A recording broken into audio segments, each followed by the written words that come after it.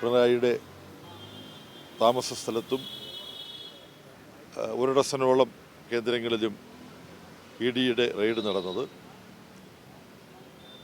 യാതൊന്നും തന്നെ സംശയാസ്പദമായ യാതൊരു വസ്തുക്കളും തെളിവുകളും തങ്ങൾ കിട്ടിയില്ല എന്ന് പിണറായിയിലുള്ള സഖാവ് പിണറായിയുടെ വീട്ടിൽ നിന്ന് അന്വേഷണത്തിന് ശേഷം, തിരച്ചിലിന് ശേഷം അന്വേഷണ ഉദ്യോഗസ്ഥന്മാർ തന്നെ എഴുതി ഒപ്പിട്ട് കൊടുത്തിട്ടാണ് പോയത്. അപ്പം നമ്മളെല്ലാം കാണുന്നത് പോലെ BJP രാഷ്ട്രീയ പ്രതിയോഗികൾക്കെതിരായിട്ട് കേന്ദ്ര ഗവൺമെൻറ്റിൻ്റെ അന്വേഷണ സംവിധാനങ്ങളെ EDയെയും CBIയെയും ഇൻകം ടാക്സ് ഡിപ്പാർട്ട്മെൻറ്റിനെയും എല്ലാം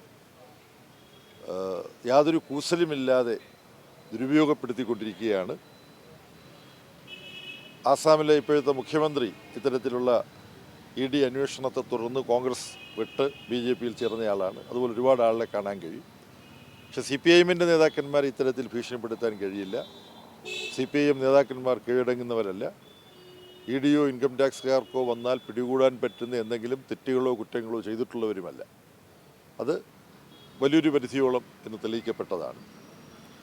അപ്പോൾ ഇതിനെതിരെയായി കേരളത്തിലുടനീളം പ്രതിഷേധമുണ്ടായി, കേരളത്തിന് പുറത്ത് പ്രതിഷേധമുണ്ടായി. അതാണ് തലസ്ഥാന നഗരിയിൽ ഞങ്ങളെല്ലാം പങ്കെടുത്ത് നടത്തിയ പ്രതിഷേധത്തിൻ്റെ അനുഭവം.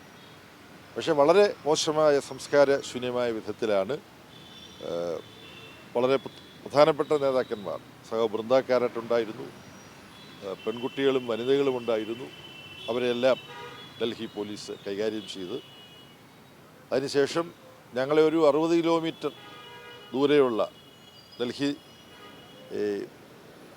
നാഷണൽ ക്യാപിറ്റൽ ടെറിട്ടറി ഏരിയയിലെ ഏറ്റവും അകലമുള്ള ഒരു സ്ഥലത്താണ്, 58 കിലോമീറ്റർ മറ്റോ ദൂരെയുള്ളൊരു സ്ഥലത്തേക്കാണ് ഞങ്ങളെ കൊണ്ടുപോയത്. അറസ്റ്റ് ചെയ്യപ്പെട്ടവരെല്ലാം 3 വ്യത്യസ്ത സ്ഥലങ്ങളിലേക്കാണ് കൊണ്ടുപോയത്.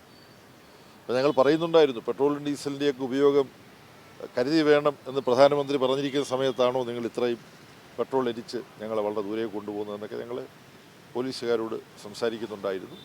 എന്തായാലും 7 മണിക്കാണ് ഞങ്ങളെ വിട്ടത്.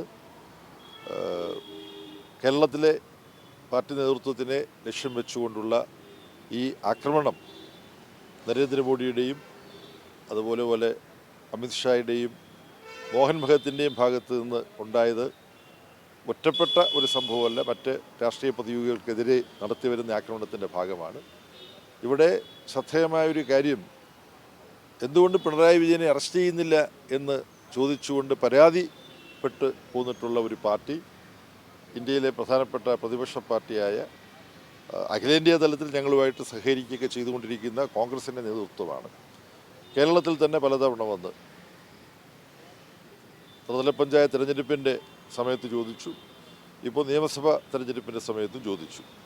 പക്ഷേ ED പിണറായി വിജയൻ്റെ വീട്ടിലും മറ്റ് സ്ഥലങ്ങളിലുമെല്ലാം അരിച്ചു പെറുക്കിയിട്ടും പിണറായി വിജയനെ അറസ്റ്റ് ചെയ്യുന്നതിന് ദുരുപയോഗപ്പെടുത്താവുന്ന വിവരങ്ങൾ പോലും, വ്യാഖ്യാനിച്ച് ഒപ്പിക്കാവുന്ന വിവരങ്ങൾ പോലും അവർക്ക് കിട്ടിയില്ല. കേരള മുഖ്യമന്ത്രി VD സതീശനും പ്രതിപക്ഷ നേതാവ് ശ്രീ രാഹുൽ ഗാന്ധിയുമെല്ലാം ഇപ്പോൾ ഈ സംഭവവാസ്തവങ്ങൾ എങ്ങനെ നോക്കിക്കാണുന്നു എന്നറിഞ്ഞുകൂടാ. എന്നാലും പ്രതിപക്ഷത്തിൻ്റെ ഒരു ഉത്തരവാദിത്വമല്ല അഖിലേന്ത്യാ തലത്തിൽ കോൺഗ്രസും പ്രതിപക്ഷ നേതാവ് ശ്രീ രാഹുൽ ഗാന്ധിയും കാണിക്കുന്നത് എന്നുകൂടി ഈ സന്ദർഭത്തിൽ പറയാതിരിക്കാൻ നിർവാഹമില്ല.